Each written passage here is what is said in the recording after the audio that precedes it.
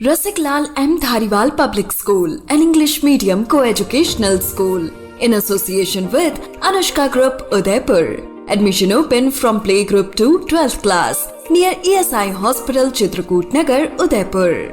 Mobile 78498275566. शहर के जगदीश चौक से राजमहल मार्ग पर हाल ही पूरे हुए स्मार्ट सिटी के काम के बाद एक तरफ जहां पूरी सड़क चौड़ी और सुंदर दिखने लगी थी, वहीं दूसरी ओर अतिक्रमियों ने फिर से वहां कब्जा जमा लिया। ऐसे में शिकायतें मिलने के बाद निगम की टीम मौके पर तो पहुंची, लेकिन रसूखदारों के रुबाब के चलते उल्टे पांव लौट गई। हालांकि कुछ अस्थायी कब्जेदारों को तो तुरंत हटाया गया, लेकिन स्थायी रूप से फिर बैठे कब्जेदारों पर कुछ कार्रवाई टीम नहीं कर पाई। एक बार तो निगम के दस्ते के साथ आए जवानों को देखकर दुकानदारों में खलबली मच गई।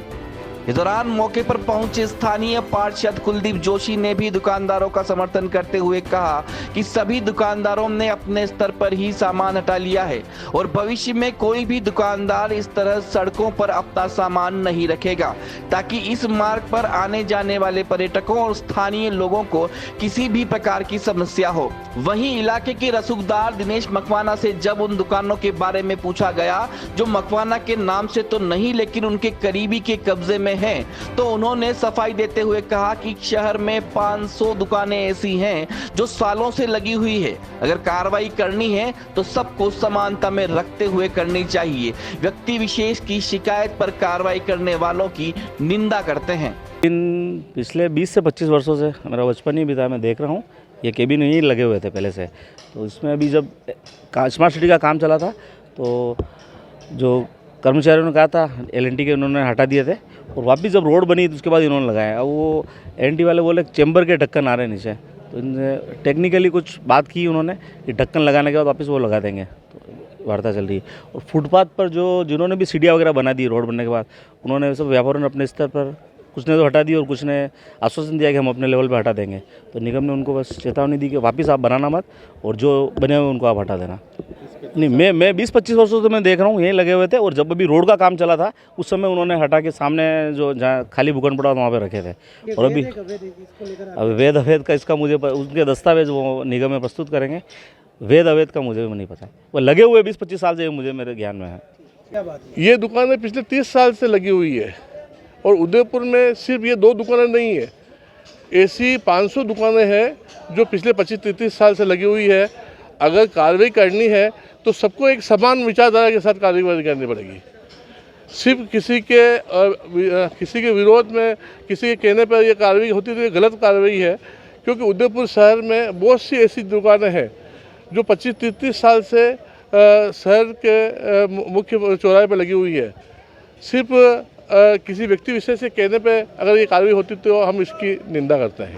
नहीं, निगम के अधिकारियों को हमने बताया, हम और दुकानदार, सभी दुकानदार सहयोग करने को तैयार है। दुकानदारों की जो समस्या है, दुकानों के बाहर जो टेम्पो खड़े हो जाते हैं, दुकानों के बाहर 2 व्हीलर खड़े हो जाते हैं और कोई वाहन खड़ा हो जाता है, उससे उनकी दुकानें नहीं दिखती है।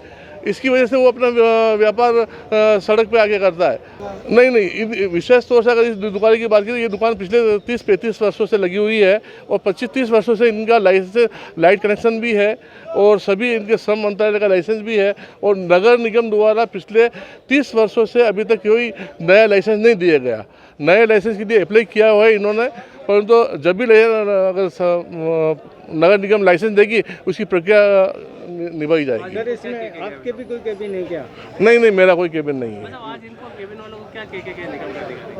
नहीं, नगर निगम जब स्मार्ट सिटी का कार्य चला था मुझे मौके पर बुलाया कि यार ये केबिन की वजह से, हमने कहा आपको क्या प्रॉब्लम है, कि हमको यहाँ से थोड़ी लाइन निकाल दी है।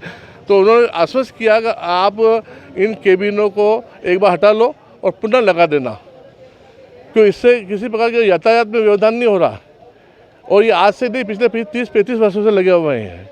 तो सुना आपने स्थानीय पार्षद और दिनेश मकवाना का क्या कुछ कहना था। आपको बता दें कि स्मार्ट सिटी के तहत निर्माण के दौरान हर गली चौक को व्यवस्थित करने के लिए न सिर्फ पूरी तरह से तोड़ा गया था, बल्कि जो भी अवैध अतिक्रमी काबिज थे उन्हें भी ध्वस्त किया गया। लेकिन राजमहल मार्ग ही एकमात्र ऐसा इलाका है जिसमें स्मार्ट सिटी में काम करने वालों ने रसूखदारों के हिसाब से काम किया। स्मार्ट सिटी का एकमात्र इलाका सिटी पैलेस मार्ग ही होगा जहां पर सीवरेज के चेंबर के ऊपर केबिन बना हुआ है। अब जब भी यहां पर काम आएगा, केबिन संचालक को भी परेशानी होगी और सीवरेज का काम करने वालों को भी।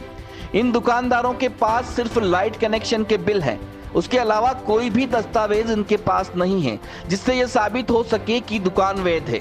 इस पूरे मामले पर जब उप महापौर पारस सिंघवी से बात की गई तो उन्होंने साफ किया कि अगर क्षेत्र में अवैध अतिक्रमण है तो निगम निसंदेह इस पर कार्रवाई करेगा।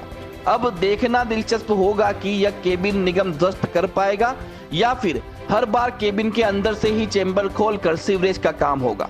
फुटपाथों के ऊपर लोगों ने अपना सामान रखकर अतिक्रमण कर लिया गया है, तो इसके बाद हमने हमारे अधिकारियों को निर्देशित किया था और आज आप कह रहे हैं, जैसा कि आज गए भी हैं, हमने आज समझाइश करने का काम किया है। और जैसा आप कह रहे हो कि अगर किसी सीवरेज के ढक्कन के ऊपर अगर केबिन लगा दिया गया है तो मैं दिखवाता हूँ, संज्ञान में आया, निश्चित रूप से कार्रवाई की जाएगी।